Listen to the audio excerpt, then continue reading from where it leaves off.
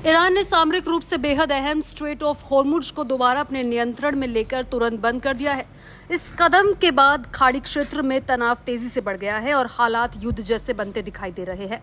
नाकेबंदी के कारण समुद्र में जहाजों की लंबी कतारें लग गई है, जिससे अंतर्राष्ट्रीय व्यापार प्रभावित हो रहा है।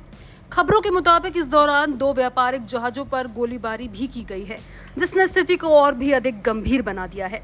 ईरानी संसद के राष्ट्रीय सुरक्षा समिति के प्रमुख इब्राहिम अजीजी ने स्पष्ट किया है कि अब इस रास्ते से गुजरने वाले हर जहाज को इस्लामिक रेवोल्यूशनरी गार्ड्स कोर्प्स यानी कि IRGC की नौसेना से अनुमति लेनी होगी। बिना अनुमति गुजरने वाले जहाजों के खिलाफ सख्त कार्रवाई की चेतावनी भी दी गई है। इस फैसले के बाद यूनाइटेड स्टेट्स और ईरान के बीच तनाव फिर से बढ़ गया है।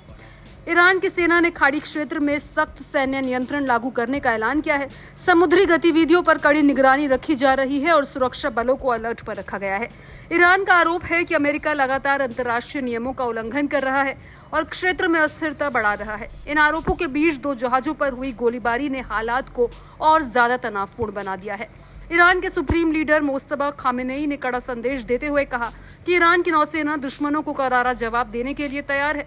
वहीं डोनाल्ड ट्रंप ने पहले संकेत दिया था कि ईरान से जुड़ी कोई अच्छी खबर आ सकती है, लेकिन उन्होंने कोई स्पष्ट जानकारी साझा नहीं की।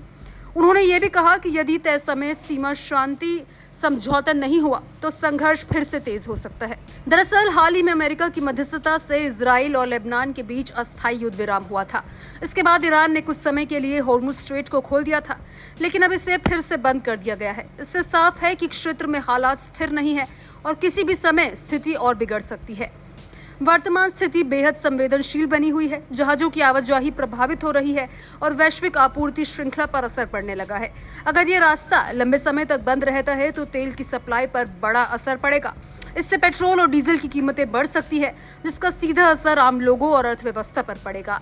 हॉर्मुज स्ट्रेट दुनिया के सबसे महत्वपूर्ण समुद्री मार्गों में से एक है, जहां से वैश्विक तेल आपूर्ति का बड़ा हिस्सा गुजरता है।